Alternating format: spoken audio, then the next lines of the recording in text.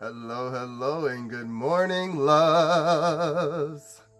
It's JAH with EQ with JAH.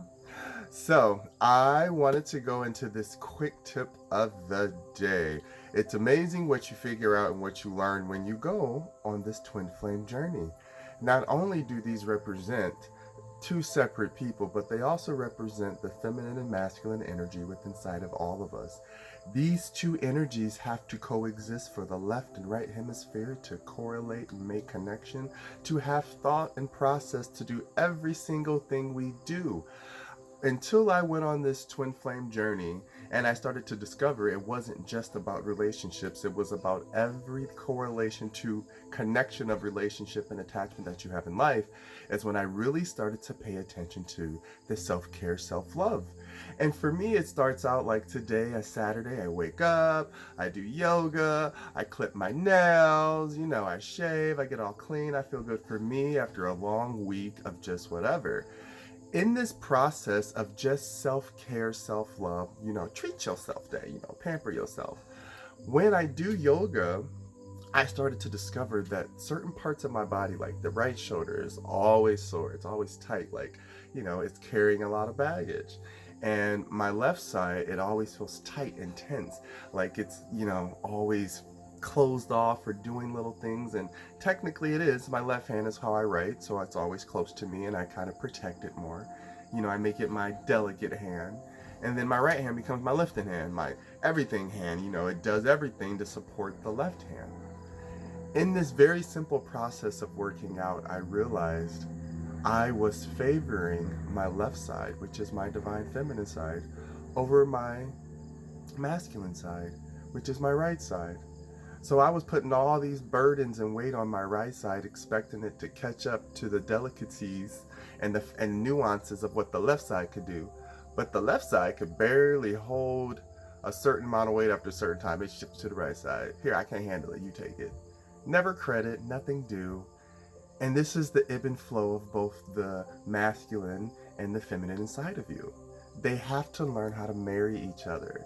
When you allow them to see who's doing what work, it's not about who's doing more or less, it's about who's doing what so we can counterbalance.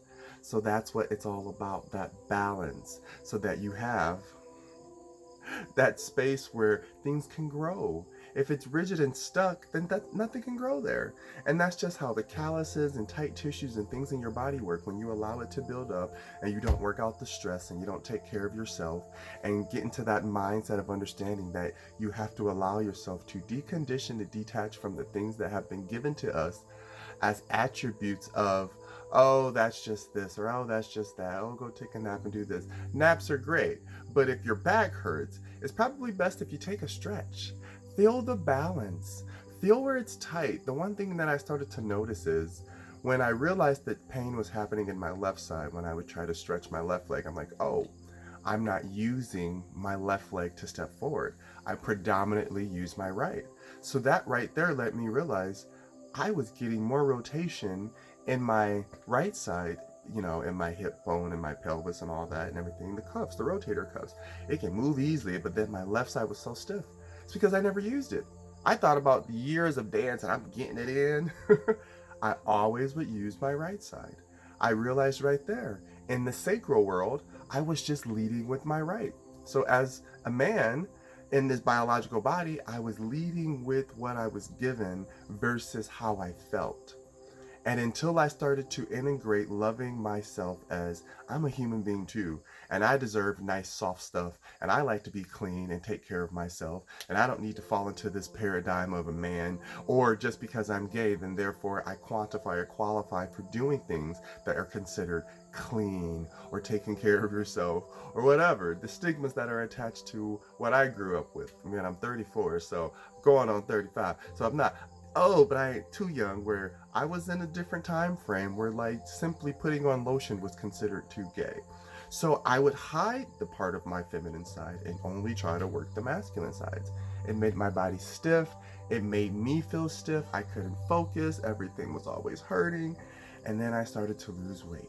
And then I started to pay attention to how I balanced that weight. So when I started to allow the left leg to lead and stretch the left hip more and let my feminine lead me, because that's who was really in control inside of me, but I wasn't letting be seen. When I allowed that feminine energy to come through, it allowed that sacral energy of creation within all of our hips, within all of our, I guess you can call, reproduction systems. It's all that energy of thank you. That is where creativity starts.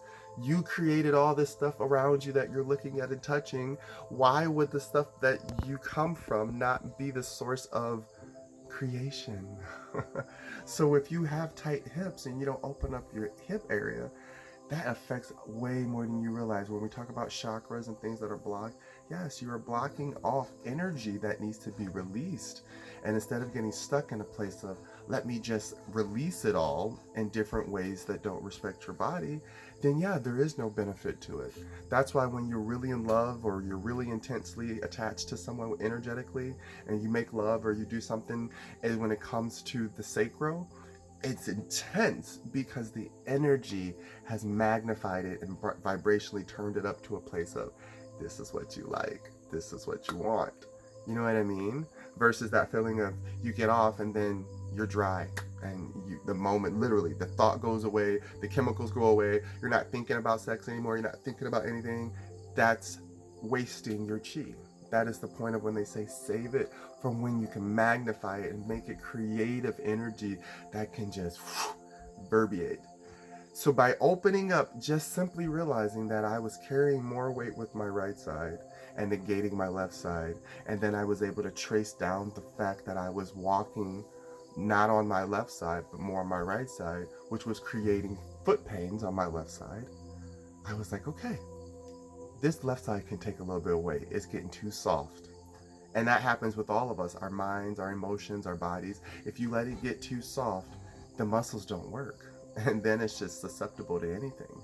So when I started to realize that, I started to put work into the body, stretching daily, making sure I kept the posture straight, making sure I stayed focused on how I was walking daily, how I was sitting in the car. If I felt something that felt uncomfortable, instead of slouching into what made it feel relieved, I would go into what made it feel more uncomfortable so that I can be aware of the imbalance. That way, when I would just relax and breathe, instantly your shoulders fall down into themselves. It just pulls you back. Anytime you open up your lungs, that's what they're for, the rib cage, everything, it works the way it has to work. All that intercostal space between the ribs and everything, that opens you up, and it breaks up so much stagnant energy, and then it helps you feel where the muscles need to relax, and it helps you feel where you're not giving energy and oxygen to. Because I didn't realize, once I balanced out my back by simply adjusting my posture and my gant, I was able to adjust my hips, which adjusted my posture, which brought my shoulders back. And guess what? I've had so many sinus issues for years. It opened up the tops of my lungs, the apex and the lower parts of the every part of the lung I could feel, from the front to the back. And I realized, it sounds silly to say, I realized for almost 30 some years, I was breathing wrong. Simply because I was catering to the discomfort of my aches and pains, which came from my laziness, my inability to want to see past what I had, and not actually thinking about it. Simple awareness of balance in the body balances out your whole life. It was a quote that someone said, I don't remember where it came from, but it, for me, 2 quotes changed my entire life. The first one is, life begins at the end of your comfort zone. Everything begins when you stop pacifying yourself, your thoughts, your capabilities, your goals, whatever. When you put a cap on it, you make it a comfort zone. And life pauses there, because you told life, I'm not ready yet, I need a break. And life's like, all right, cool, because you're still here. You still got to do the journey. It's up to you when you want to start again, because it's going to be like, all right, well, I'm going to go take care of this real quick, because it looks like you got some things to do. When you ready, holla at me, I'll come back. That's how life works. And people are like, well, why is nothing happening? Because you told life you needed a break. You stopped moving. So when you keep energetically integrating movement into the things that give your love priority, it was a simple term, and that's what they said. When you prioritize your loves, you will have less time to sin. Which means not sin in the biblical sense, sin as if I know that I need to get rest that night. I could take care of myself, have a good meal, prep myself for the next day, get some rest. I've been up all week. I know I need to. And then, someone calls me. We're supposed to hang out. And that was the only time during the week I can hang out. And I got pissed off. And then I felt lonely. And then I decided to go get a bottle of wine. And then I come home and drink it. And then that messed up my whole regimen. Simply because I didn't prioritize the love of myself over the disappointment of being let down by an expectation that I or someone else put into something that had not happened. That was simply stated energy. It has no motion when it's stated. What makes it have motion is when people start actually bringing it into life, making it into practice, and then physically doing it, which makes it a practice and makes it a part of your life, which integrates it into daily routine, which turns into habits, which turns into a lifestyle, which becomes self-love, self-care. That is the pathology of how you trace everything back to the source of where the center starts, of where the core starts. Again, this twin flame journey is not just about love of romantic partner, because you can get that romantic partner. I've been in plenty of relationships where I love to work out, I love to be outdoors, and fine, I'm not forcing them to do anything but love me. But because of that, or you're always working out, or you're never around because you're focused on this and that, you're mad because I'm taking care of myself and you choose to not come interact with me. I always say, hey, you want to go run? I don't run. Okay, well, I'll be back. Well, where were you? You know what I mean? This is how the imbalance begins, because one person has prioritized what they feel love looks like, and another person has prioritized what they know love feels like. There is a balance of coming back together and saying, hey, let's do this together. We'll go work out, and then we can have some downtime together, and that'd be great. In a perfect relationship, and I don't mean perfect as if everything always goes right, but where you compromise and make the other person feel heard, that's a perfect relationship in my book. So that right there tells you, if you put yourself in a situation where someone's not willing to do what you do, that doesn't mean you have to change your routines of who you are. But people do that, and then they don't prioritize their loves, and they put themselves at the bottom and someone else at the top. And then when that person gets upset, leaves, breaks up with you, whatever the case, now you're not happy, not healthy, in a place of stagnicity, and nothing is happening but blame. Why did it happen? How did it happen? None of it has to do with anything. It happened. It was a lesson in life. But if you take care of yourself and hold yourself to that pedestal, eventually that person will see, like, damn, they're taking care of themselves. They still love me, but they look good, and I think I want to try that. And then you will start integrating that same type of energy into your life when it comes to the law of duality, and then the law of manifestation, which is the law of attraction. So if you want someone who's ripped and works out all the time, then you should probably at least have the mindset of taking care of yourself in that way that they see life. If you have someone who loves to chill and be comfortable and go on a walk once in a while, and that's your thing, you should probably understand that energy is going to attract to you. It's just how it works. People who like things attract like things, and the opposite of. If you don't like something so much, guess what? It's still going to attract you. If you like something too much, guess what? You're going to repel it. But if you're a like neutral energy that just says, hey, I'm in my own energy field and I do my own thing daily, I'm good. I see you up here, I see you down here, I see you guys going back and forth here, and I stay consistent. And eventually someone slows down and they see everyone else doing this, and they're like, wait a minute, I want to be here. Oh, we vibe? Oh, we vibe. And then when you're vibing with someone in the same elemental field, that doesn't mean that you're meant for that person either, because you still have the other rotation. Because once you come to each other, the energy rotates. And it goes all around each other. And even when it's attracted into each other like this, it's still energy within the spaces within between. So learning even within the weaving of creating what I call the life basket, every thread makes a thread, Every thread makes a thread that makes a rope that makes the basket. You know what I mean? It all comes up to something. Every fiber, that's the word I guess I should have used. Every fiber makes a thread, and then the thread makes the rope that makes the basket. Yes!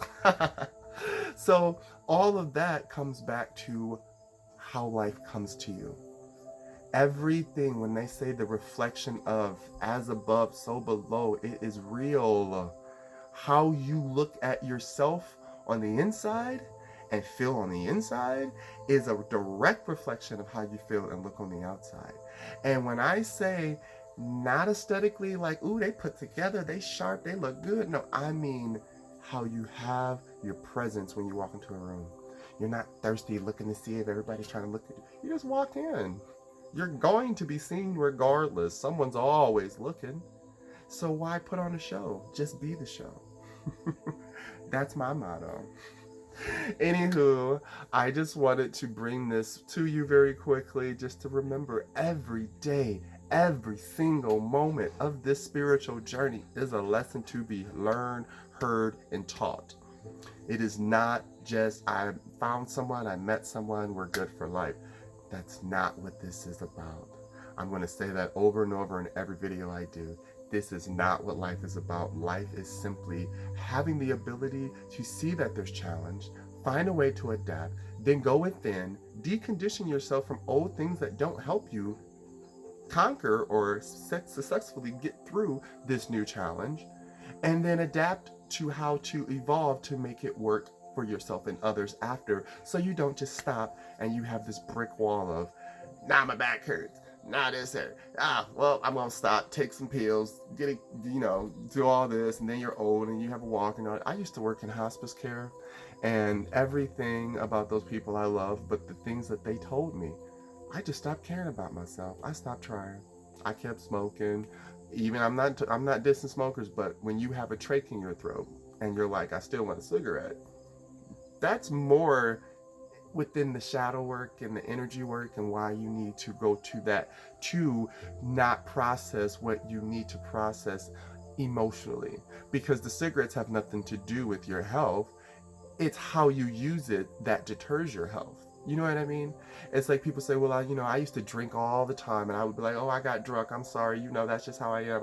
No, I didn't do shadow work. So if I got drunk and said something negative, that was my shadow work spewing out. Okay? Even if I didn't mean to say it to that person in particular, it will always find a way to seep out. Either you allow it to sweat out and drip naturally, or you have to let it seep out and ooze out. And we all know what oozing and seeping mean. Somebody got an infection. And we don't want that. So work on yourself daily. Allow any moment and opportunity to just simply feel balance in your body. Doing the breathing exercises, and go back and forth and switch it. Let each nostril feel the air and the pressure of breathing. So when they're working together, they remember they're a team. Let each part of your ear hear a different sound and focus on it, so that they remember that together, they together make the collective environment of sound and ambiance, and so forth and so on. I do simple things like let my right side, shave, because my left side is my fine-tuning side, my delicate side. This is my rough side. But I realized I was labeling them like, this is pink and this is blue. It's my body. I should have complete balance and ownership of all of it. So this is why I say, when you go with inside of you, you focus on you. And a simple chant and mantra that I like to say is, I am at the center point of my soul. I am connected to all things inside and outside of this physical being that are meant for me. And then I repeat, I am at the center point of my soul. And I sometimes change it. I am aligned with and attuned to all things loving and giving inside and outside of my physical being, because I deserve it for me. I am at the center point of my soul. I am a balanced being. I love all of me. I love everything about me, because all of this makes us together, and then we reflect that love back. All right, guys, I love you. I thank you. Follow me on all my social media platforms. You know what they are, millennials. Come on, and my new Gen Xers and Ys and everybody else. All right, guys, I love you as always. Stay blessed, stay open, stay loving. Besos. Mwah, mwah, mwah.